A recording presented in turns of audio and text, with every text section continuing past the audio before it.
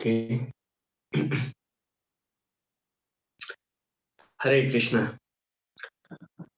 So we shall start our class. Let others join according to their own timing. Hare Krishna. So we will start our class by reciting the Mangala Charan prayers to invoke auspiciousness. Om Jnana-timirandasya Jnananjana Salakaya Chakshur Unmilitam Jena Tasmai Sri Gurave Namaha. Sri Chaitanya Manobishtam Stapitam Yena Bhutale Swayam Rupa Kadamahyam Dadati Swapadantikam Vande Aham Sri Guru Sri Yuta Kamalam Sri Gurun Vaishnavamscha Sri Rupam Sagrajatam Shahagana Ragunatam Vitam Tam Sajivam Sadvaitam Shavadutam Parijana Shaitam Krishna Chaitanya Devam Sri Radha Krishna Padan Sahagana Lalita Sri Visakanvitamscha Hey Krishna Karuna Shindu Dina Bandhu Jagatpate Gopesha Gopika Kanta Radha Kanta Namostite Tapta Kanchana Gaurangi Radhe Vrindavaneshwari Vrishabhanu Sute Devi Pranamami Haripriye Vancha Kalpatarubhyascha Kripa Sindhubhya Eva Cha Patitanam Pavanebhyo Vaishnavebhyo Namo Namah Jai Shri Krishna Chaitanya Prabhu Nityananda Sri Advaita Gadadhara Srivasari Gaura Bhakta Vrinda Hare Krishna Krishna Krishna Hare Hare Hare Rama Rama Rama Hare Hare Kam Karoti Vachalam Pangam Pete Girim Yat Kripa Tamahang Vande Shri Gurun Dinataranam Paramananda Madhavam Shri Chataneshwaram Katanchana Smriti Yasmin Duskaram Sukaram Bhavet Vismrite Paritam Shat Sri Chaitanya Namamitam. Hare Krishna. So I'd like to encourage all the devotees to open up their videos so we can see each other's. Yeah. So in our previous class, we have discussed that finally Arjuna, after Lord Krishna explained to Arjuna about Buddhi Yoga. Yeah. So Buddhi Yoga means when karma and gyan combine together, that becomes Niskama karma, or it is called Buddhi Yoga, or Srila Prabhupada often refer as Krishna consciousness. Yeah. So after explaining about Buddhi Yoga, Arjuna is asking about what are the symptoms of those who are situated in Buddhi Yoga or Sthita Pragya. So Sthita Pragya means one who is transcendently situated, one who is constantly engaged in devotional service. So on that discussion, we left that after Arjuna was asking what are the characteristics, how they sit, how they talk, how they walk. Yeah. So according to Srila Vishwanath Chakravarti Thakur, we have discussed that how they talk refers to what words emanate from their mouth, how they sit, that means how to control their senses, how they walk, how they engage their senses. And what are the characteristics? Srila Prabhupada explained that actually a pure devotee always talk about Krishna. That is the first symptom of a pure devotee. Yeah, Machita Madgata Prana Bodhayanta Parasparam. In the second verse of the Chatusloka Gita, so that verse Machita Madgata Prana from the 10th chapter, 10.9. So Srila Vishwanath Chakravarti Thakur explained that actually just like a fish cannot live without water, so similarly a pure devotee cannot live without Krishna Katha. Yeah. Yuvatinam yathanunam yunam chau yuvato yata. Mano viramate tadvat manome ramatam tvai. So there is a prayer in the Vishnu Purana mentioned that just like yuvatinam yatha yuni, just like the mind, mano viramate tadvat, the mind of the boy will get attracted to a young girl. So similarly, the mind of the young girl will get attracted to a young boy. Manome ramatam tvai. So that prayer mentioning that Manome ramatam tvai. Please let my mind be engaged and enjoying in your transcendental pastimes. So that's the first characteristic of pure devotee. Of course, in the purport, Srila Prabhupada also quote the verse from the 5th canto, Yasyasti Bhaktir Bhagavatya Kinchana, that the devotees who are engaged in the Lord's service automatically develop good qualities. Yeah. So on that base, we shall continue our discussion from the verse that we left. So here it is where we left. We left in text number 56.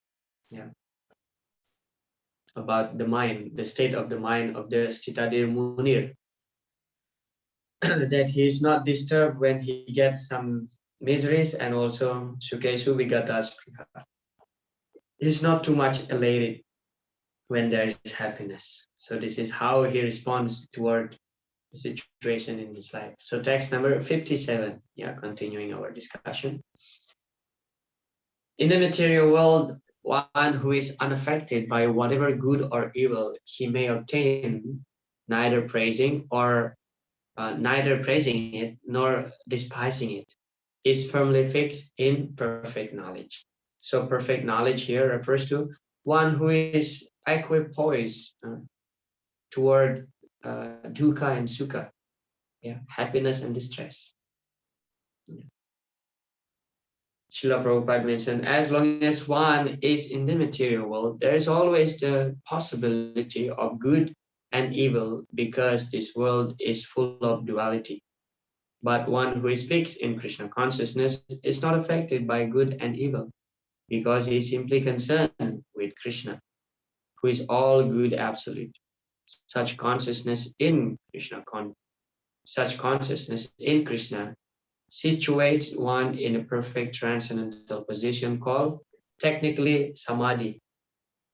Yeah, so this section we will discuss a bit later toward the end of the first unit, that where we are in now in the 6th chapter about samadhi, where Srila Prabhupada explained actually those who are practicing the Astanga Yoga, it's hard for them to attain the samadhi, because the goal, the last stage of the Astanga Yoga, the 8th one, is samadhi, starting from yama, niyama, asana, pranayama, dharana, dhyana, and ultimately samadhi. And Prabhupada explained, for those who are engaged in Krishna consciousness properly, samadhi is actually just the beginning activities. Because samadhi, the idea of samadhi, Srila Prabhupada explained, is to concentrate our mind toward Krishna. That's the meaning of samadhi. Yeah. To concentrate our mind to Krishna. That's samadhi. That's the topmost level that the Ashtanga yogi could achieve. But we, as bhaktas, those who are engaged in Krishna consciousness, immediately, without any hard effort, we can obtain that level of samadhi. So this verse is explaining about how a devotee deals with duality. Duality means two different situations. Yeah, happiness, distress, hot, cold, being honored, dishonor, being respected, being disrespected, black, white, day, night. So in the beginning of the 2nd chapter, yeah, Krishna tells Arjuna, what is that verse? Samadukha sukam diram so amrita tvaya kalpate. So he mentioned sama sukha dukkha. So when a person can act equally toward happiness and distress, sama sukha dukkam dhiram, and become a dhira, not agitated. So amrita tvaya kalpate, that person is eligible for liberation. So Lord Krishna explained. Amrita tvaya, amrita. Well, of course, the word amrita means nectarian, but in that verse, Srila Prabhupada translated as liberation. Because after all, liberation is as good as nectar. Yeah. So amrita tvaya kalpate. So he is eligible for liberation. Simply by being equally disposed toward happiness and distress. Yeah. As Srila Prabhupada mentioned here, because the devotee is concerned is just Krishna. So he's not so concerned about good situation, a bad situation, he would accept. He would accept as long as he's engaged in Krishna service. Narayana para sarve, na kutas chana bivyate swarga pavarga nara kesu apitulyartadars. So it doesn't matter wherever devotee is situated. As long as he's Narayana para, means he worshipped Lord Narayan, engaged in the Lord's service. One time, His Grace Shyam Sundar Prabhu, Srila Prabhupada's disciple. So before he became devotee, actually he was a drug dealer. He was selling some drugs. And finally, one day he was caught. After he stopped that business, he became devotee. But then he was called that he's sentenced to go to the jail. And then he went to Srila Prabhupada and he mentioned that, Prabhupada, I apologize. You will not see me for some time. And Srila Prabhupada said, where will you go? And Shyamachandra Prabhu said, I'm going to the jail. And Prabhupada asked, why you are going to the jail? And he explained that, oh, it just due to some past misdeed that I did, that I was a drug dealer. So now I have to get a punishment. He was caught finally. And then Srila Prabhupada says, oh, you don't worry. I was also a drug dealer. Meaning Srila Prabhupada was opening pharmacy. Prabhupada said, I was also a drug dealer. And you don't worry. You go to the jail, no problem. Krishna is born in the jail. Krishna is born in the jail. You just go to the jail, chant Hare Krishna, do what you're supposed to do, undergo your punishment, and come back to me. So Srila Prabhupada encouraged Shyam Sundar Prabhu not too much afflicted by such a situation, by encouraging that, oh yeah, I also was a drug dealer. Of course, Srila Prabhupada is opening pharmacy. And Krishna is also born in the jail. So what is the harm? You go to the jail and chant Hare Krishna. Yeah, so that's the vision of a pure devotee. Wherever we are, as long as we chant Hare Krishna, that's fine. Yeah. So that's about how a pure devotee is responding to the situation. Yeah. And then this verse is answering about Arjuna's question on how the Stita Pragya sit, how a pure devotee sit, meaning how he controls his senses. Yada samharate chayam kurmo angani vasar vasaha indriya nindriya sevya astasya pragya pratisthita. So kurmo means the tortoise. This verse is actually an analogy. One who is able to withdraw his senses from sense objects. As the tortoise draws its limbs within the shell, is firmly fixed in perfect consciousness. So what a tortoise does when he doesn't need his senses, he withdraws all his limbs, his senses, toward his shell. So similarly, a devotee will not engage his senses for any other activities apart from Krishna consciousness activities. Yeah. Because by nature, the spirit soul by nature is always active. So we have the senses, but the art being in Krishna consciousness, the beauty being in Krishna consciousness, we always engaging our senses only for the service of the Lord. Otherwise, we just keep it down. Yeah? We just restrain our senses.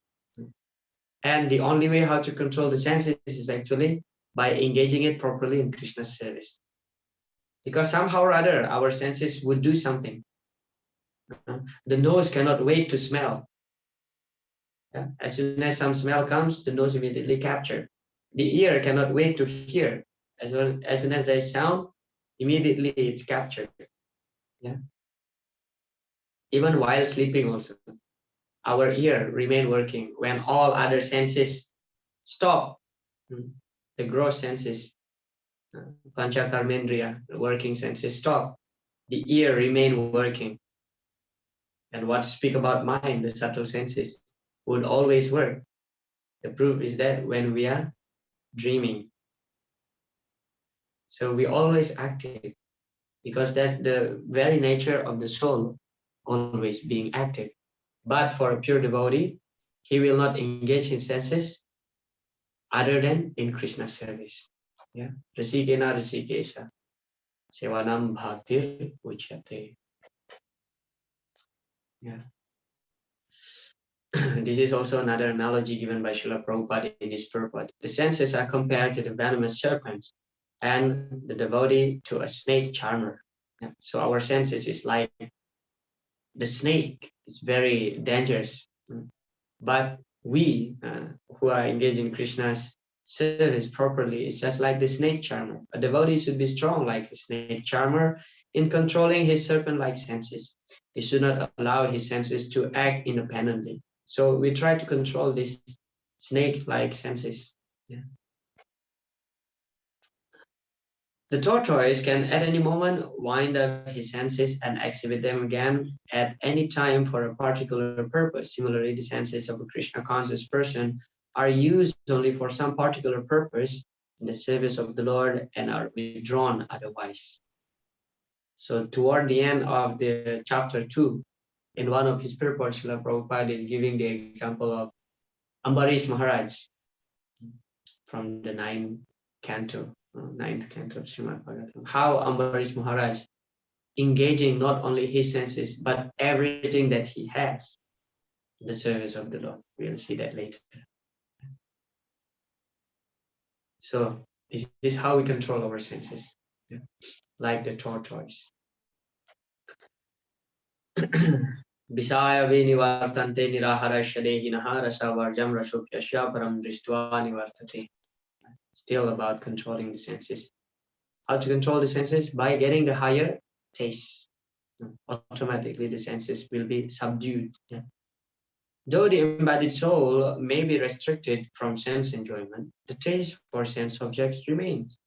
But ceasing such engagements by experiencing a higher taste is fixed in consciousness. So param drištva nivartate means experiencing a higher taste. Srila Prabhupada said, when one is actually, this word actually is very significant. When one is actually Krishna conscious, he automatically loses his taste for pale things. Now, for those who are not so fortunate being born in the devotee family, so we are all experiencing this paramdrištva nivartate. How we give up our, bad habits.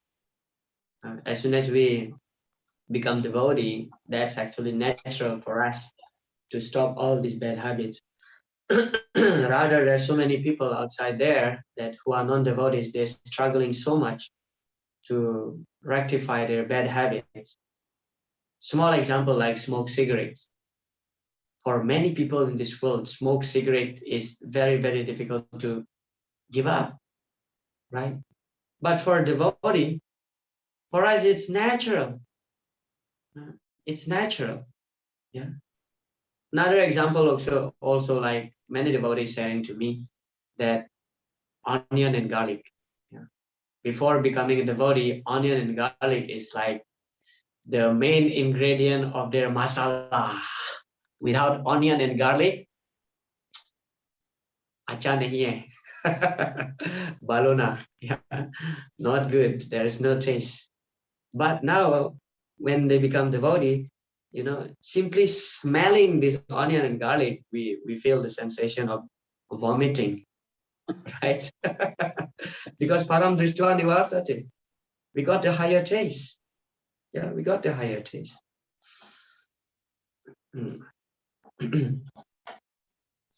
Yeah, I would like some of you share your experience, like before and after you come to Krishna consciousness. What is, most difficult things that you finally give up after you become devotee? Anybody would like to share their experience, please?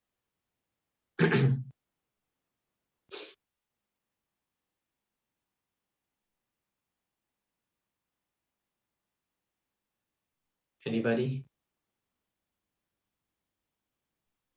Hare Krishna, bro. Manish Prabhu, Hare Krishna, please. Yeah, bro. I found very difficult to give up tea. My habit of eating tea, having tea. still sometimes I find difficult, but still by the grace of Guru and Gaurang, I overcome. Right. Hare Thank Krishna. you. Very interesting. Yeah, simple thing like tea. People getting too much addicted by tea, and as soon as we become devotees, it's like so easy to given up. Just like you know, when we get the taste of the sweetness of the honey, so sugar taste becomes insignificant. Yeah, because we know honey is better than sugar. So this is called param drishtvā nivartate. Sometimes in our ISKCON Govinda's restaurant, they put this sign, higher taste. Govinda's higher taste. As soon as our tongue is tasting prasadam, then there is nothing better than that. And especially in general, the four regulative principles. Yeah, following four regulative principles for people, that's like impossible. For the non-devotees, that's like impossible. Uh, People in my village would often ask me, how would I live without meat?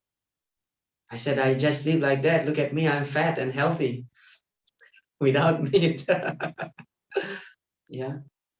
One time in a lecture, Srila Prabhupada mentioned that as soon as he reached Boston, he reached Boston in the 1965, he reached Boston, and he started to giving classes, in philosophy.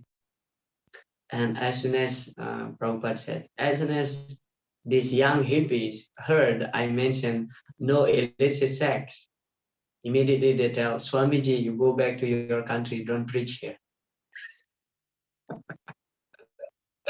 Yeah, they tell that to Prabhupada. Swamiji, don't preach here because too much addicted. Those days, their life is just having free sex is common thing. So Swamiji, don't preach here. But of course, there's some of them get attracted to our movement and became devotee. But that's how degraded we are. We are too addicted with sinful activities. But when we become devotee, so those activities become so gross and abominable, so abominable. So that's about param drishtva nivartate, experiencing higher taste. Just like we in our practice, we hear songs, for example, before become devotee, we like to hear any song, maybe Bollywood song here in India, whatever it is. But when we become devotee, when we hear that song, we feel like, oh, what is that? It's, we just become attracted to the holy name. Text number 60. Yeah. The senses are so strong and the impetus, O Arjuna, that they forcibly carry away the mind even of a man of discrimination who is endeavoring to control it. This is the nature of the senses. Yeah. Difficult to control. Yeah, Srila Prabhupada gave the example like Vishwamitra Muni. As soon as he was in deep meditation, but as soon as he heard the tinkling of Menaka's ankle bell, he becomes agitated. Yeah. Here we see, on the other hand, Ambarish Maharaj was attacked, almost uh, taken his life. His life is almost taken away, but he remained steady. Yeah. Srila Prabhupada mentioned Krishna is telling Arjuna, no, this is from the Surrender Unto Me by Burijan Prabhu. Krishna is telling Arjuna, do not give up work. Do not become a jnani, a man who simply discriminates between matter and spirit. Perform your duty in Buddha Yoga. Krishna is showing Arjuna the defect of Gyan in order to propose the superiority of bhakti. So yes, that's the nature of the senses. Yeah. If our mind just carried away by one object, Even if we know philosophy, sometimes we know philosophy, but still we act foolishly. Yeah. Because Balawan Indriya Gramu Vidwam Samapikar Sati. Matra Swasra Divitrava Na Vivikta Shano Bhavet Balawan Indriya Gramu Vidwam Samapikar Sati. So King Yayati, this is the statement of King Yayati in the Srimad Bhagavatam. Matra Swasra Divitrava Na Avivikta Ashano Bhavet. One should not sit together on the same seat in the secluded place with his mother, Matra Swasra, with his sister, Matra Swaha, Duhitrava, and his daughter in a secluded place. Because Balawan Indriya Gramu, because the senses is Bala, means so strong. Balawan Indriya, senses is so strong. Vidwam Sam Apikarsati. Even a person who's very learned may get attracted by sexual desires. Vidwamsam api karsati. Karsati means being dragged. Person who is highly intelligent, knows scripture, sometimes they fall down. It is not that they don't know, they know it is sinful, they know it is wrong, but because of the senses, it is too strong. Yeah, Balawan Indriya Gram.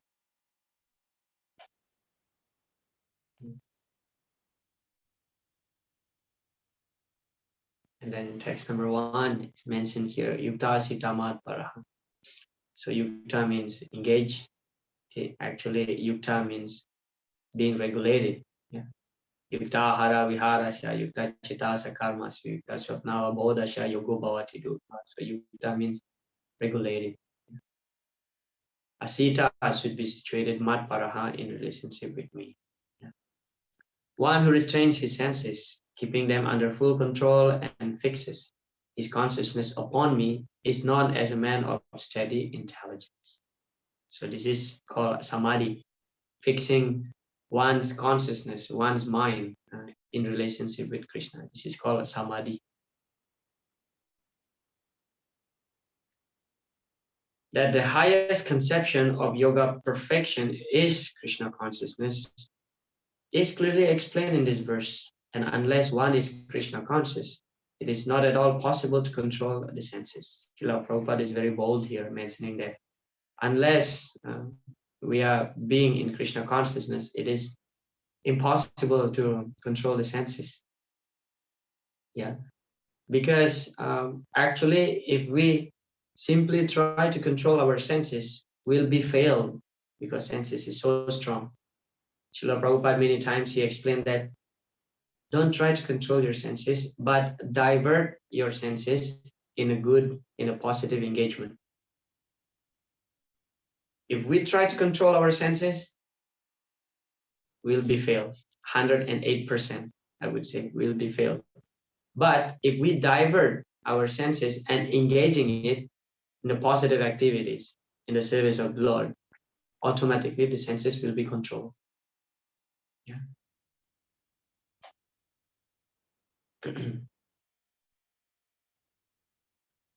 So this text, number 62 and 63, explaining about how from the uncontrolled mind, that's actually drag us to fall down again in this material world. Yeah, we will see this. This is very beautiful. 2 verses, actually they are connected. So first is that Dhyayato Visayan Pumsa. First, one will think about sense object. Dhyayato Visayan Pumsa. Sangas Tesu Pajayate. Sangha means attachment. We become attached to the object of the senses. First, we think about it, and then we develop attachment. Then Sangha Sanjayate Kama. Kama appear from attachment. Lust appear.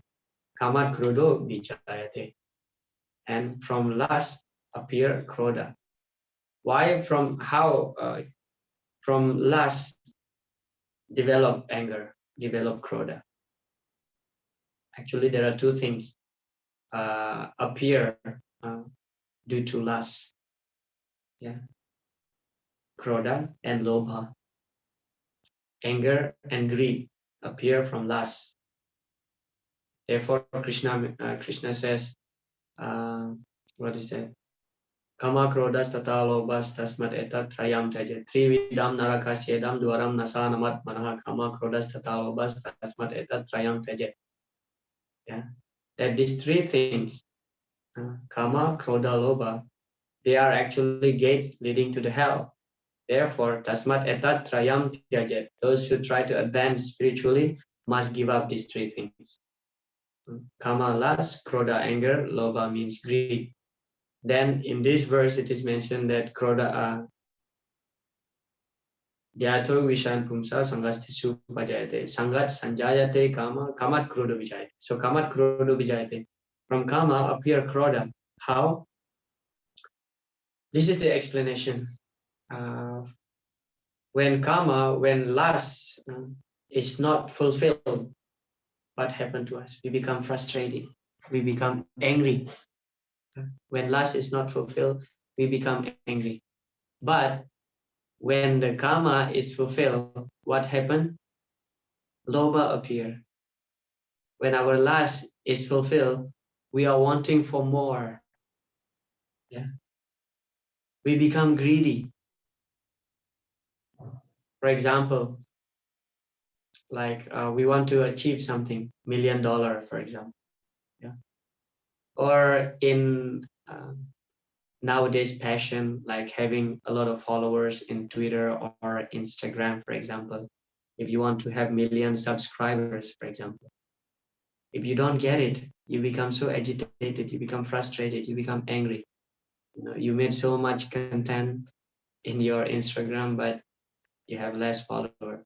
But if you achieve million subscribers, million of followers, you are wanting for more.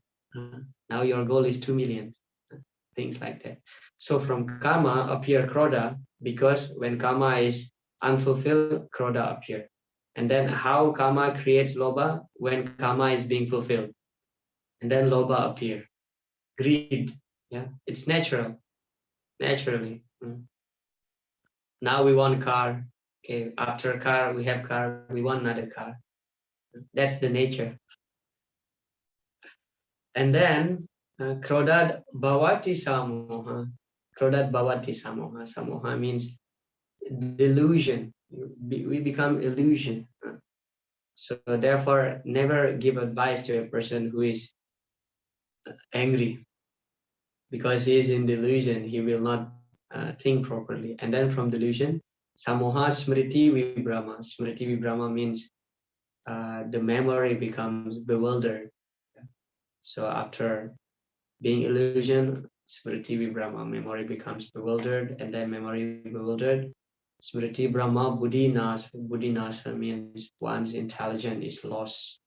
Buddhi Nasa Pranashati. And one falls down again to the material pool. Welcome to the material pool. So why we are here? Because this is the first cause. We are contemplating on the sense object.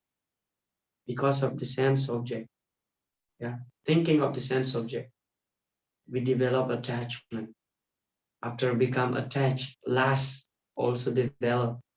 When lust is unfulfilled, we become angry, because this is the nature of the material world. Sometimes we get what we want, and most of the times we don't get what we want because we not deserve. That's also depending on our karma. Yeah, so things like that. And then anger, and then we becomes illusion, and our memory is lost, and intelligence also lost. There are so many great munis. They become short temper, like Durvasa Muni, Brigu Muni. So many munis. Muni means one who can control his mind. One who can control his mind. Yet still they cannot control their mind. This is the nature of the material world. A lot of temptation. So we have to be very careful. Therefore, unless we engage our mind, Savai Mana Krishna Padara Vinda, you're thinking constantly about Krishna, like Ambarish Maharaj, then our mind will think about some sense object. Just by thinking of sense object, that's actually the beginning of our being dragged in this cycle. Yeah.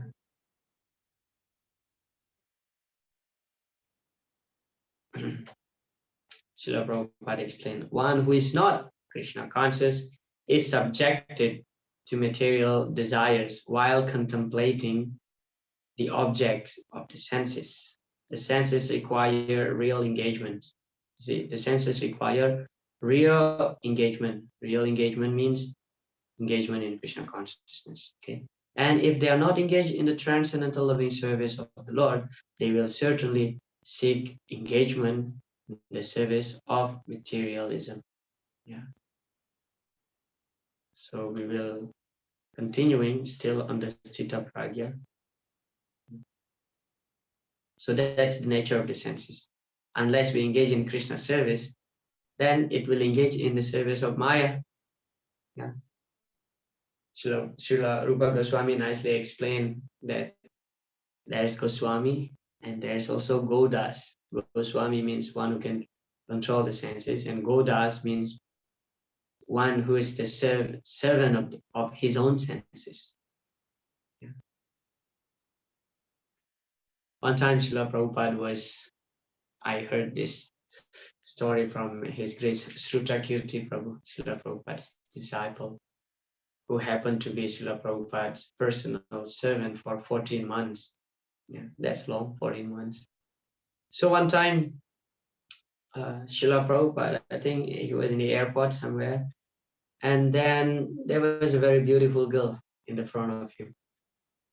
And, Srila Prabhupada says to his disciples that, oh, she is very pretty. She is very pretty. And that young girl in the front just turned to Srila Prabhupada and appreciating, saying thank you. And then he was asking one of his sannyasis disciple, I forgot who was that. His name is Tamal Krishna Maharaj. But anyway, so he asked Maharaj that, so what do you think? He's pretty, right? He's real pretty. He's really beautiful. So what do you think? Srila Prabhupada asked, what do you think? And they become bewildered, oh, how come Srila Prabhupada was asking this kind of question to us? What we think? And then they said, well, Srila Prabhupada, yeah, she is beautiful, but after all, that's for Krishna's enjoyment. We are not entitled to enjoy. And Srila Prabhupada said, yes, that's the right consciousness. You should always think that anything beautiful is only for Krishna's enjoyment. Okay.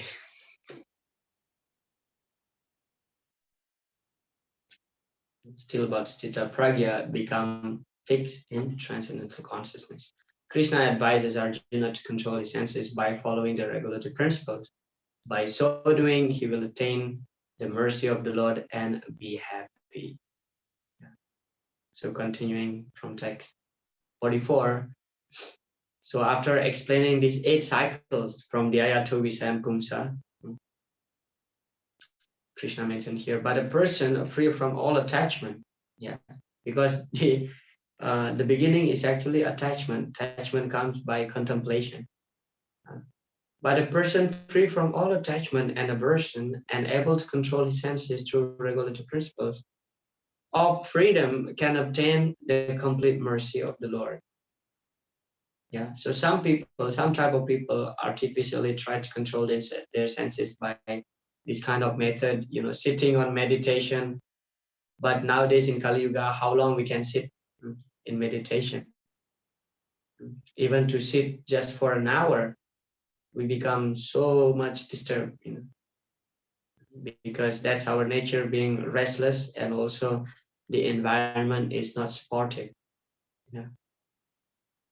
Everything now becomes so passionate that we cannot sit just for a moment.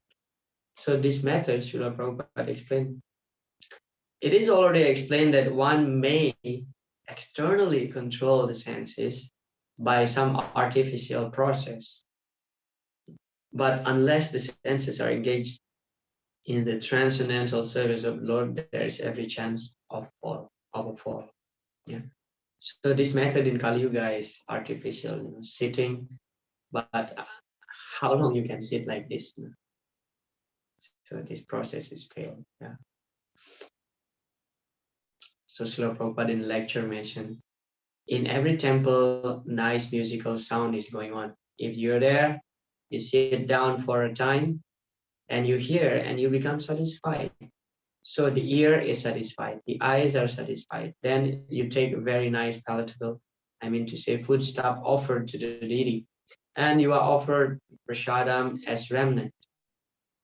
So these arrangements are there, and not only in Vrindavan, in every town. Still the system is going on. That means our senses in a different way, they are engaged. They are engaged, spiritually engaged. Yeah. So we take darshan, this actually very pleasing to the eyes. We hear kirtan, pleasing to the ear.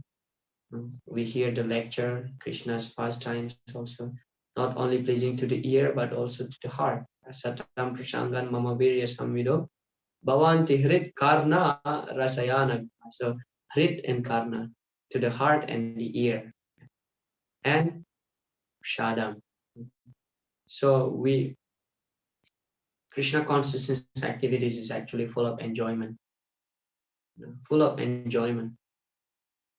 Srila Prabhupada one time in his lecture mentioned that yes, these people, they are dancing, they are drinking, they are feasting, but their dancing, their drinking, their feasting will lead them to the hell.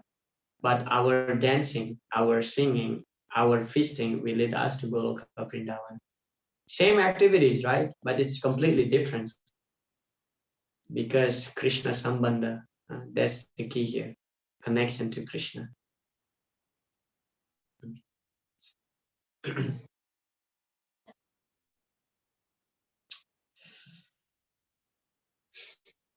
Text number 65. For one thus satisfied in Krishna consciousness, the threefold miseries of material existence exist no longer in such satisfied consciousness.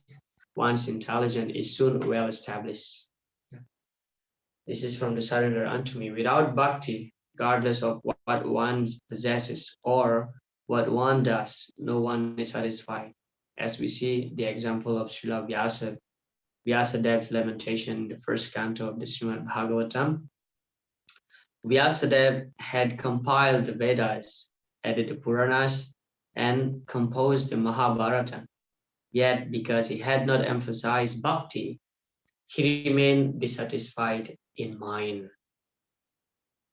See, even Srila Vyasadeva, who is a transcendentalist, who is the incarnation of God, who is the incarnation of God, still, of course, that's part of his lila. He feels dissatisfied, and then he meditates. And Narad Muni came, his guru came, and advised him to compile the Srimad Bhagavatam, because the point here is that Srimad Bhagavatam is actually a postgraduate study of the Bhagavad Gita. We may ask question, well, it is mentioned there that because Srila Vyasadeva didn't emphasize bhakti, therefore he feels dissatisfied. And what about Bhagavad Gita? The entire Gita is connected to bhakti. Yeah. Bhagavad Gita's conclusion is to surrender to Krishna, and that's bhakti. And it's covered the 5 tattvas in the Bhagavad Gita. Yeah. Ishvara, Jiva, Prakriti, Kala, and Karma. Everything is included in the Bhagavad Gita. Then Upanishad, Bhagavad Gita is the Gita Upanishad. Then Srila Vyasadeva compiled the Vedas. So Bhagavad Gita, Mahabharata is included, right? So why Srila Vyasadeva still feel dissatisfied? Actually, Bhakti is already emphasized here in the Bhagavad Gita. We may argue like that.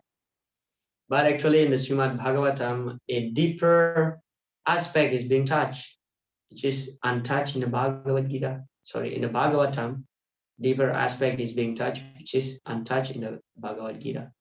Because the Bhagavatam full of the pastimes of Krishna's devotee. Here we're just touching the aspect of bhakti to the Lord. We have to connect ourselves to Krishna and perform devotional service. Man mana bhavat bhakto madhyajimam namaskuru, thinking about Krishna, become Krishna's devotee. Satatam kirtayantomam, we have to always chant Krishna's glories, and sarvadhanan parityaja, boom, we have to surrender to Krishna. But the sweetest aspect of Krishna is untouched here, which is his relationship with his devotees. Therefore, the Bhagavatam is full of narration of Krishna's devotees, how the great devotees actually exhibiting their example. Through their example, we can learn something. That's Bhagavatam. Yeah. Srimad Bhagavatam Amalam Puranam Yad Vaisnavanam Priyam. So the Bhagavatam is very dear to the Vaisnavas because Yasmin Pratisloka, Yasmin Paramahamsam Ekam Amalam Param Dhyate. Because in the Srimad Bhagavatam it is described the life of the Paramahamsas. Tatra Jnana Viraga Bhakti Saitam Naiskarmyam Aviskritam. And there is no aspect of flowery word like in the Karma Kanda section. Naiskarmya is nullified in the Srimad Bhagavatam. It's all about Tatra Jnana, transcendental knowledge, Viraga, detachment, Tatra Jnana Viraga Bhakti Sahitam, and bhakti, devotion. Naiskarmyam Aviskritam Tachrinvan Supatan Vicharatam Paro Bhakta Vimuchyennara. And those who hear and chant with full faith the Srimad Bhagavatam, Vimuchyennara, immediately becomes liberated. Therefore, the Bhagavatam is very dear to the devotees. Yeah? Yad Vaisnavanam Priyam. Of course, in Bhagavad Gita, bhakti is emphasized, but the deeper aspect of that bhakti is even more emphasized in the Srimad Bhagavatam. Yeah. It's the ripened fruit of the Vedas. Yeah. So no matter what we do, if that is missing of bhakti, then as many times we hear that, okay, what is the use of many zeros if there's no one in the beginning? Then it's just zero. But if you just put one, then it becomes like 1,000, 1,00,000, million, something like this. So whatever achievement that we have in life, if Krishna is missing, then it's useless.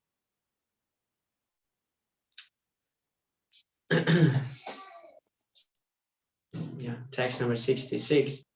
One who's not connected with the Supreme in Krishna consciousness can have neither transcendental intelligence nor a steady mind, without which there's no possibility of peace. And how can there be any happiness without peace? Yeah, the Mayavadis, they love this verse very much. Yeah, how can there be any happiness without peace?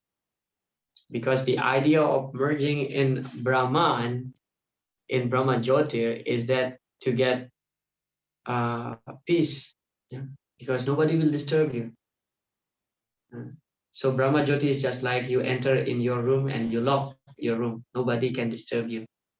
You become peaceful, right? Nobody disturb you. But how long you can stay in your room without doing anything, first of all, without doing anything.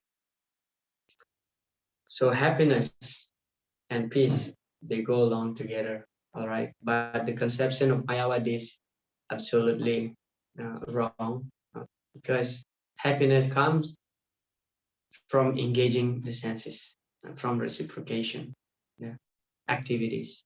There's activities, but in Brahma Jyoti, there is no activities. Yet they get only peace. But peace in itself, without any engagement, one cannot derive real happiness. What is the peace formula? We are talking about peace here. What is the peace formula? It is described in the last verse of the 5th chapter. Yeah. Who has memorized that verse? Oktaram Jagga Tapasam Sarva Loka Maheswaram Suhidam Sarva Bhutanam Gettamam Santimishyati. Exactly. Yes, that verse. Bhaktaram Yagyatapasam. Understanding that Krishna is the benefactor of all sacrifices. That means whatever sacrifice we perform, that's only for Krishna's satisfaction. And then Sarvaloka Maheshwaram, understanding that Krishna is the owner of all the planets and everything belongs to Krishna. And then the last one is that Suhridam Sarvabhutanam. He's our real friend. So in Sanskrit terms, friends can be different. Like there is bandhu. Bandhu means just regular friend, and then mitra, also friends in the sense of there is reciprocation in gain. This is mitra. Like in work, I do something for you, you do something for me. I scratch your back, you scratch my back. This is mitra in that sense, friendship, but there is gain. We are building, we are having this relationship, friendship, because we want something from him, from her. And then suhridam. This is the topmost level of friendship. Suhridam means, despite of anything, you're still my friend. And that is Krishna. We try to nullify Krishna's existence. We reject Krishna. Yet Krishna remains as our friend, accompanying us. Suhridam. Suhrid. Hrid means heart. He remains there within our heart as the Paramatma. Yeah. So that's the peace formula of Taram Yaga Tapas.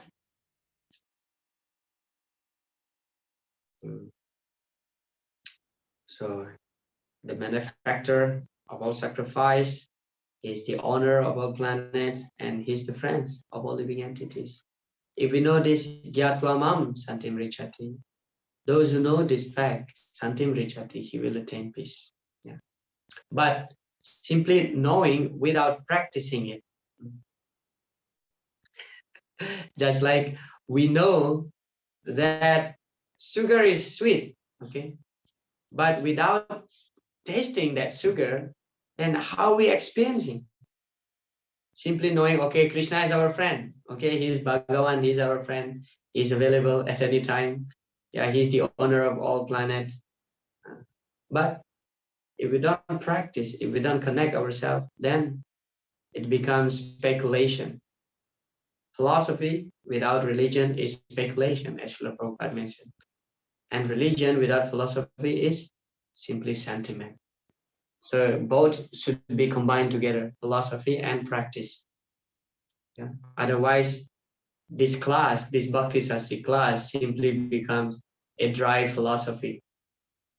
We are running after a good mark, for example. Why I'm sitting here in this class? Because I want good mark, attendance. Yeah. I will be able to answer the exam questions perfectly. But our purpose is that attending this course is not simply to get good mark. Of course, I'm encouraging everybody to get good mark. But the main concern here is that practice. Yeah, we are practicing what we learn. Then we will become really happy. Otherwise, if we simply say chant and be happy, okay, that's our motto, right? Chant Hare Krishna and be happy.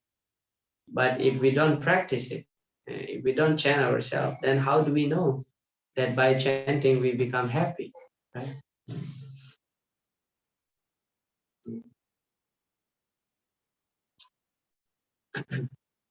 Srila Prabhupada mentioned. Therefore, one who is engaged without, what's that?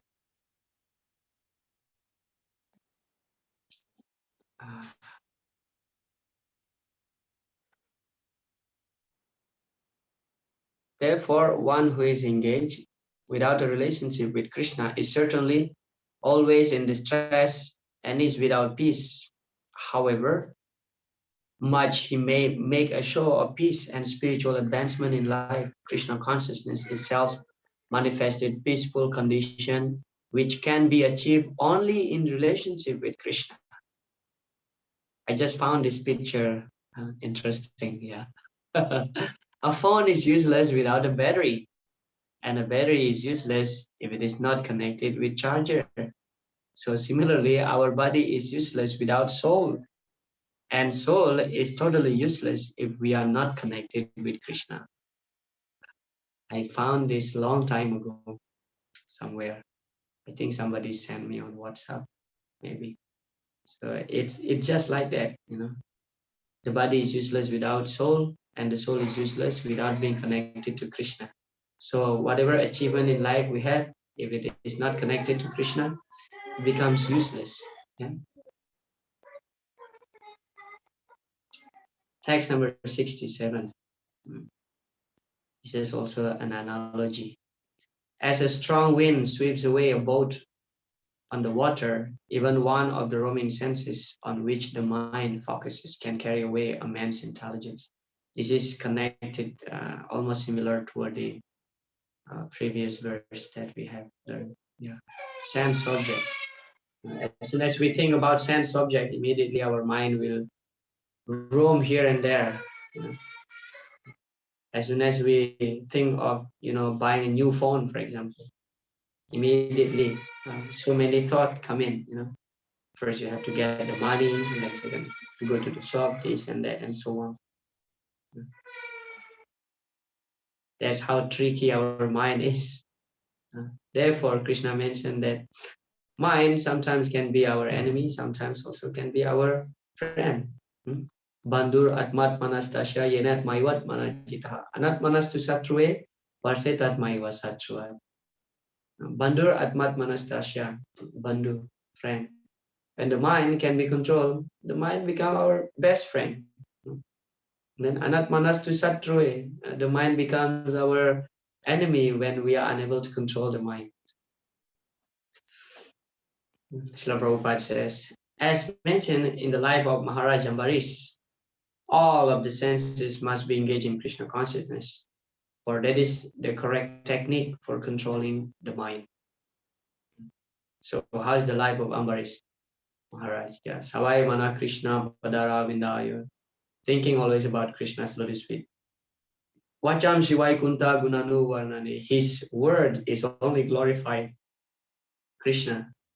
Vacham Shivai Kunta Gunanu Varnani. Padao Hare Kshetra Padanu Sarpane, he used his leg only to walk on a pilgrimage. Shiro Rishikesha Padavi Vandane, he used his head only to bow down to the deities. Srimat Tulasya Rasanam Tadarpite, he used his tongue only to taste the tulasi offered to the Lord. Kamam Chadashe Natu Kama Kamyaya Yato Tamasloka Janasraya Ratihi. So his rati, his attraction is only service to the Lord. Kamam Chadashe, and his desire is only service to the Lord. Yeah, that's the life of Ambarish Maharaj.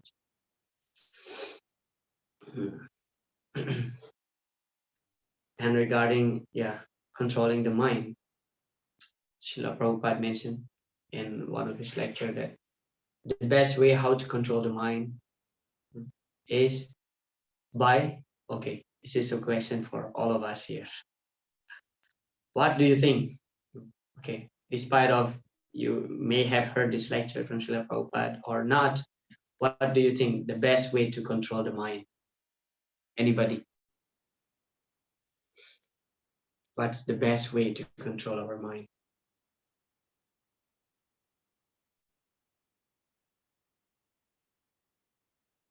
According to you. Okay. If you can back up with scripture evidence also would be very nice. Engage in Hare Krishna.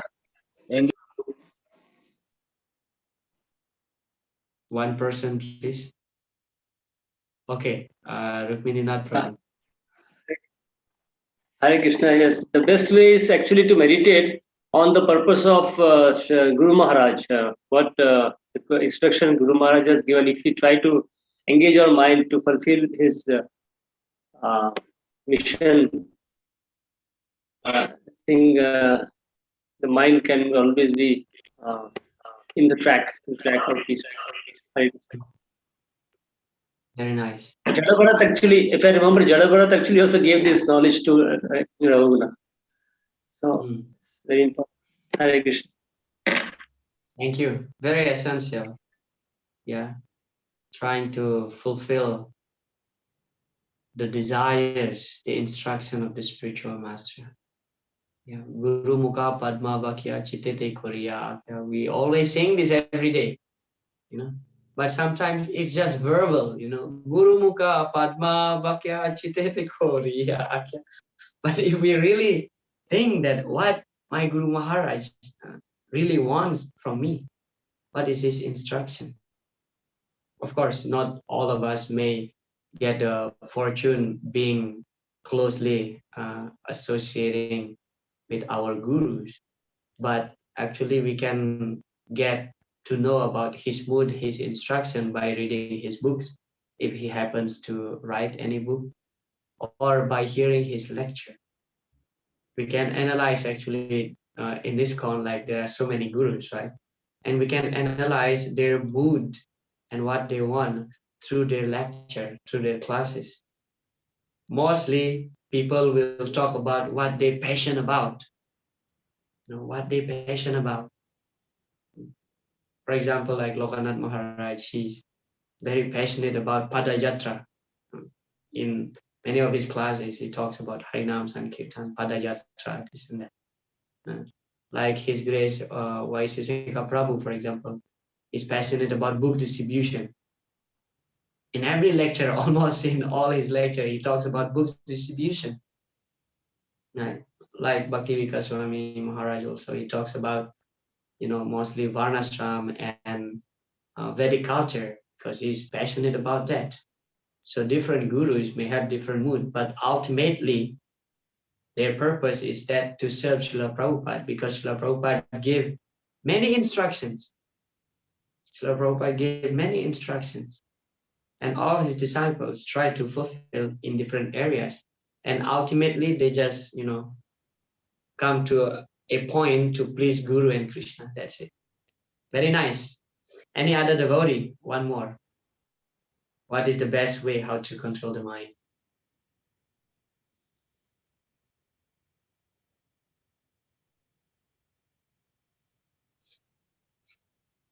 Chanting can be one way.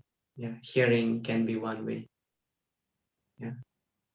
So Sravanam and Kirtanam is also a very important aspect, because Sravanam and Kirtanam lead to Smaranam, thinking about Krishna. But in the lecture that I was referring earlier, Srila Prabhupada mentioned the best way how we can control the mind is that by engaging ourselves in the preaching mission of Sri Chaitanya Mahaprabhu. Because when we think about preaching, we completely absorbing our mind, thinking of how can I expand the movement by any means, by food prasadam distribution, by Harinam Sankirtan, book distribution, by Padayatra, by even farm community. Srila Prabhupada in New Vrindavan, there is his morning walk, he mentioned that if you keep this standard of our farm, the whole world will follow this, because this is very ideal. This is our ideal way to live. So keep up this farm community. So that's also preaching. Yeah. So by engaging our mind in thinking, how can I expand the movement? That's the best way.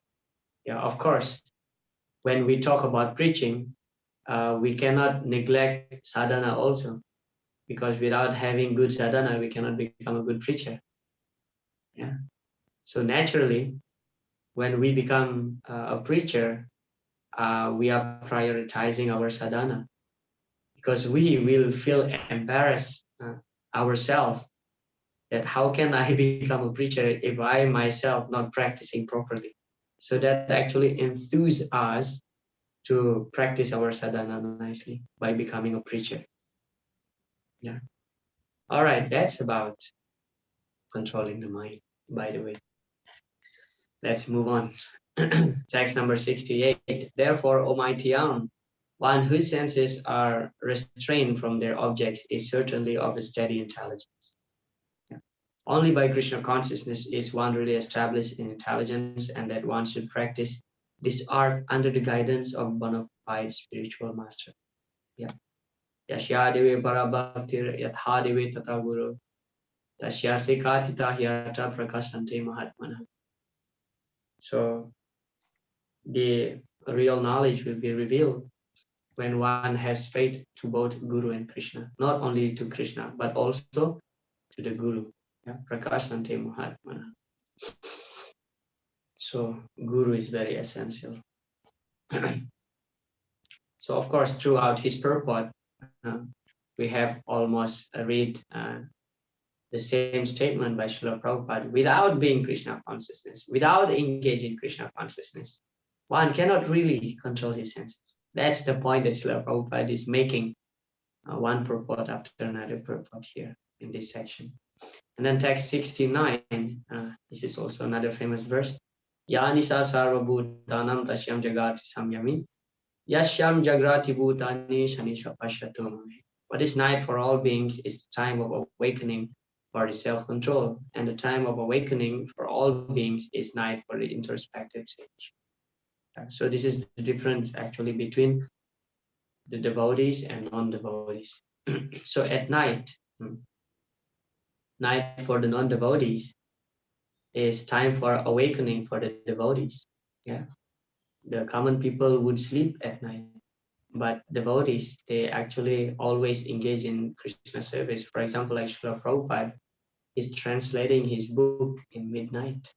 Goswami is also. And then at daytime, time for awakening for all beings means daytime for normal people, where people are busy for sense gratification, working so hard. For devotees, they remain introspective, engage in Krishna's service. So devotees will always engage 24 hours, as Srila Prabhupada would refer many times, 24 hours in Krishna's service. Yeah.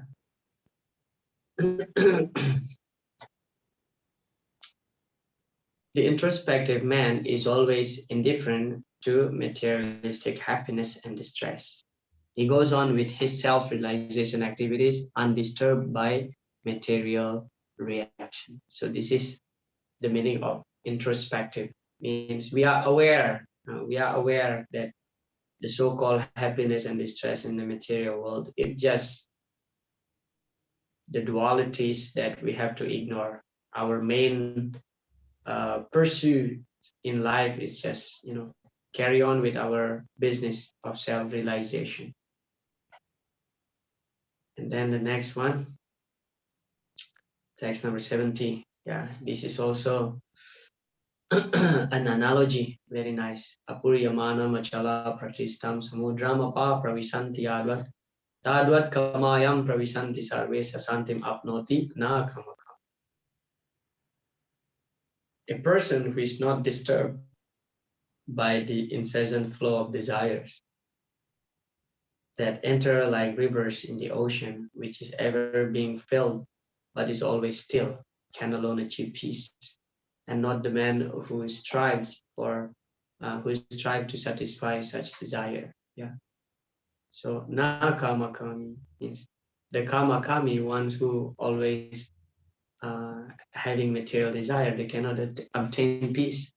But apurjamana machala pratistam samudrama pravisanti adva. So samudram, just like the ocean, doesn't matter how much the river flowing into the ocean never overflows. It remains still in its position. So this is actually the nature of devotee. Sometimes being sadhakas, being practicing devotees, so many material desires come to our mind, right? But we not get agitated by that desires. We remain steady. But a non-devotee, as soon as desire comes, immediately they want to execute. We are talking about material desire. What is that verse? Very nicely composed by Yamunacharya. Krishna Padara Vinde Nava Navara Ashada Manyudatam Rantumash. Yad Avadi, yeah, I mentioned Yad Avadi Mamachita. Krishna Padara Vinde Nava Navara Ashada Manyudatam Rantumashi. Adavadi Nari Bata Sangama Smaryamani Bhavati Mukha Vikara Sustu Nisti Vanamcha. So this verse is composed by Yamunacharya, the spiritual master of Ramanujacharya. So Yamunacharya, before he was a king, and finally he retired, and then he became a sannyasi, and he becomes one of the great alvars in South India. Alvar means the acharya in Sri Sampradaya. So he mentioned Yadavadi Mama Chita Padaravindaya, because my mind is Nava Nava Rasha, always getting newer and ever fresh taste in thinking about Krishna and engaging in Krishna's service. Bata Nari Sangama Smaryavani. But sometimes when I'm thinking of enjoying with the lady, with the opposite sex, Bhavati Mukha Vikara Sustu Nistivanamcha, immediately I spit on my mind and I turn my face and I curl my mouth in disgust. Now, what does it mean? Even an acharya, like Yamunacharya, a pure devotee, sometimes they have the thought of enjoying sex, but they don't get disturbed. This is the art. Anybody can think of something, including devotee, but devotee never get agitated. Okay, that's the thing here. One time, His Grace Jananiwas Prabhu mentioned that, people think that those who are doing arati in the front of the deities, they are pure. But sometimes, even while doing arati in the front of the deities, sometimes we may think of, enjoying with the opposite sex. He mentioned that. But the thing here is that the devotee will not get agitated just like the ocean, not getting agitated despite of thousands of rivers flowing in to the ocean. Yeah. This is the art actually controlling the senses. We may get many material desires, but as devotees, we remain calm. Yeah, that's the thing here. We don't get agitated. As the ocean is always being filled by rivers, but remain steady and not agitated, a person fixed in Krishna consciousness remains undisturbed even amidst the incessant flow of desires. So having material desire is a common thing, especially in Kali Yuga. No wonders that we have a lot of material desires, because so many samskaras, millions of samskaras. Yeah. Just like Yamunacharya, he's an acharya. But before he became a sannyas, he was a king. And when he was a king means you get all kind of enjoyment, especially sexual enjoyment with many ladies. Therefore, he sometimes think about sex, but his mind doesn't get agitated. That's the thing. Okay, 2 more verses. Kindly forgive me, I may take another 5 minutes. Text 71. A person who has given up all desires for sense gratification, who lives free from desires, who has given up all sense of proprietorships and is devoid of false ego, he alone can attain a real peace. Srila Prabhupada says, to become desireless means not to desire anything for sense gratification. Because this word desireless sometimes misunderstood. Desireless for the Mayavadi means no desire at all, but it is impossible to become desireless. Therefore, Srila Prabhupada mentioned, to become desireless means not to desire anything for sense gratification. So when we desire to please Krishna, that's spiritual desire, that's fine. Yeah. In other words, desire for becoming Krishna conscious is actually desirelessness. To understand one's actual position as the eternal servitor of Krishna without falsely claiming this material body to be oneself, and without falsely claiming proprietorship over anything in the world, is the perfect stage of Krishna consciousness. This verse, the Isavasya principle, is applicable here. Yeah, everything belongs to Krishna, nothing belongs to me. Isavasyamidam sarvam yat kincha jagatyam jagat. Everything belong and controlled by the Lord. I have nothing. Sarvaloka Maheshwaram. Yeah. And you should be free from, the conception of bodily conceptions. Prabhupada mentioned here falsely claiming this material body to be oneself. This is called upadi. Okay, the last verse, that is the way of the spiritual and godly life, after attaining which man is not bewildered. If one is thus situated even at the hour of death, one can enter into the kingdom of God. One can attain Krishna consciousness or divine life at once, within a second, or one may not attain such a state of life even after millions of births. It is only a matter of understanding and accepting the fact. Katwanga Maharaj attained this state of life just a few minutes before his death by surrendering unto Krishna. Nirvana means ending the process of materialistic life according to Buddhist philosophy.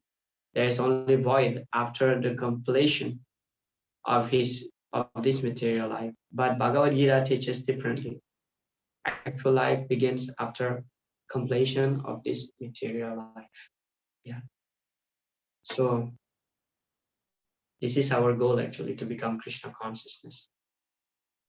Slightly, even it is mentioned here that if we are fortunate enough toward the end of our life, slightly we become Krishna conscious, our life is perfect. Like Katwanga Maharaj. Yeah, Katwanga Maharaj was given as an example here by Srila Prabhupada. Katwanga Maharaj is a great king who, who used to help the demigods. Indra used to call him whenever the demigods fight with the demons. So Katwanga Maharaj, once he was called to help the demigods to defeat the demons. And then Indra, being pleased by his help, asking him, what do you want? We shall grant. And Katwanga Maharaj said that, I don't want anything, I don't want kingdom, I don't want wealth. I just want to know, when will I die? And then they check, oh, Katwanga Maharaj, you have only 12 minutes to live. Immediately Katwanga Maharaj, give up everything and fully absorb in Krishna consciousness. Just 12 minutes before he died.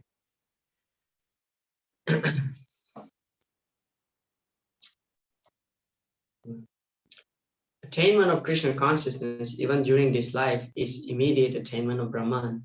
And one who is situated in Krishna consciousness has certainly already entered into the kingdom of God. You see, we can be in Vaikuntha while being in the material world. Yeah. Okay, this is the last. Srila Bhaktivinoda Thakur has summarized this second chapter of the Bhagavad Gita as being the contents for the whole text. In the Bhagavad Gita, the subject matters are Karma Yoga, Jnana Yoga, and Bhakti Yoga. In the second chapter, Karma and Jnana have been clearly discussed, and a glimpse of Bhakti Yoga has also been given as the content of the complete text. Srila Prabhupada Ki Jai. So just to summarize briefly about the second chapter that we have discussed, this is one of the biggest chapter in the Bhagavad Gita. Yeah, especially in this unit, this is the biggest chapter. So Krishna explains, as it is mentioned, Srila Prabhupada quoting Bhaktivinoda Thakur, the whole Gita is actually divided into 3 parts. And the first 6 chapters describing mostly about karma, the middle part is bhakti, and then the last 6 chapters about Gyan. But in the second chapter, everything is discussed. Karma is discussed. Where? That verse, karma niyavadikaraste mafale sugadachana. Just perform your duties. Don't touch the result. That is called karma yoga. Yeah. And then Gyan is described. Where? Yadehi nosmin yatadehi. This is Gyan, Atma Tattva Gyan. Nainam Chindanti Sastrani, Nainam Dahati Pavaka. This is Atma Tattva Gyan. Soul is eternal. And Bhakti. in the section of Stita Pragya is describing about bhakti, is touch. So the second chapter is actually the summary of the whole Bhagavad Gita. And in the second chapter is actually describe about the yoga ladder, but not in the systematic way, because Krishna starts from Gyan, but yoga ladder starts from karma. Okay, so with that conclusion, I would like to stop here. Whether any final question or comments before I stop? Hare Krishna.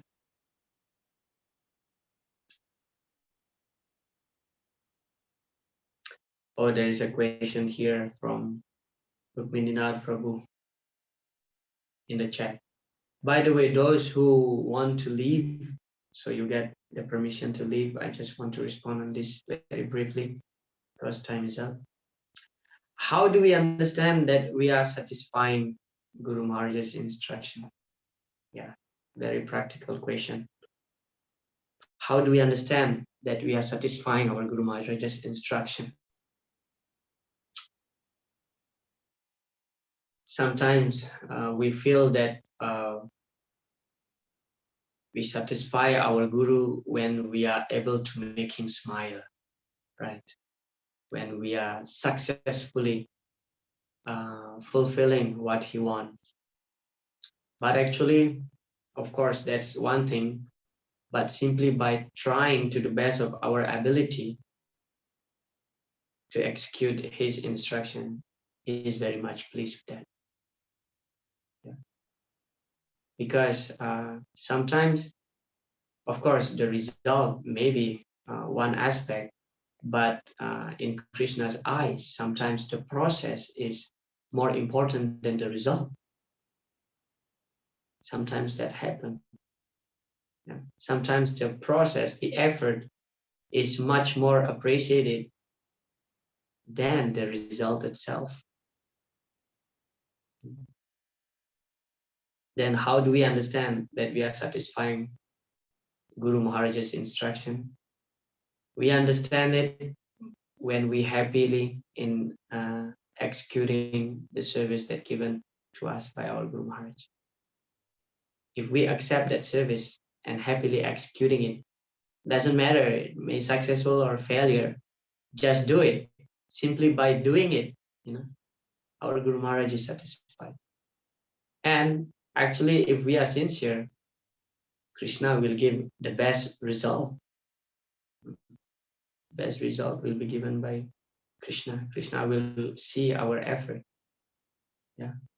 In the story of Ramayana, this is the very famous story between the monkeys and the small crab, who helped Lord Ram to build the bridge. So everybody was laughing on this crab, but Lord Ram appreciating it so much. So it doesn't matter the result. The main thing is that the effort. Like Srila Prabhupada in many occasions actually. This morning I was hearing Srila Prabhupada's pastime from one of his disciples here in Mayapur about when Srila Prabhupada was in Mauritius. So he will be going to Africa. Of course, Mauritius is located in Africa also. But Srila Prabhupada, before his visa was granted, he was demanded for his vaccine certificate, but vaccination certificate. Those days, I think there's some infected disease that unless you are being vaccinated, you cannot get the visa, you cannot enter the country. But Srila Prabhupada was totally against this vaccine, didn't want to get it. And then Srila Prabhupada said, I want my visa, but I don't want to get vaccinated. And then he was asking Pushta Krishna Maharaj that Pushta Krishna, you go to that office and you get my vaccine certificate. You take the vaccine on behalf of me. And Pushta Krishna Maharaj said, what? But Prabhupada, how would I do that? Just go, Prabhupada. So he went and then he got the jab. And then he was asked, so sir, what's your name? And Pushta Krishna Maharaj said that, my name is Bhaktivedanta Swami. Okay, date of birth. Now Mr. Krishna Maharaj was thinking, how would I tell my date of birth? If I tell Srila Prabhupada's date of birth, it's like, insane. I'm young and that's. And then one more sannyasi, who is that? One more disciple who came along with Pushta Krishna Maharaj. He was a few meters away. And Pushta Krishna Maharaj explaining that, oh, sir, I forgot my date of birth. And this guy was asking of us, how would you forget your date of birth? Oh, because we are Hare Krishnas. We just know to chant Hare Krishna. Since I was chanting this Hare Krishna, I become mad, Japite japite mantra korela pagal. You mentioned that verse, yeah. Kiba mantra dilo goshai, kiba tara bol, japite japite mantra korela pagal. I become mad. I forget even my date of birth. And then this devotee, I deadly forgot who was that. Not Giriraj Maharaj, somebody else. And he immediately make a loud chanting, And then chanting, all devotees started to chant. And then this officer, he becomes confused. And then he said, okay. You take this form and then you fill that in your home. And then they walk by, And then he came and Prabhupada was asking, so how was that? And Pushta Krishna Maharaj said, yes, I got this. So Prabhupada was so happy and he just laughed. So you see, it doesn't matter whether it is success. In the beginning, they hesitate. How would I do this? But Prabhupada said, just go. That means just execute. Keep the rest in Krishna's hand. So simply by, my point here is that how to know that our Guru Maharaj is pleased with us or not? Simply by trying with our best effort to execute his order, that will make him so much pleased. So sometimes the result doesn't really matter, but the effort, the process, make it so much matter.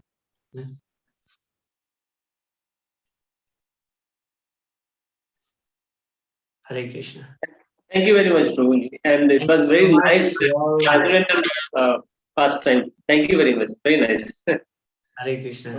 All right. So thank you.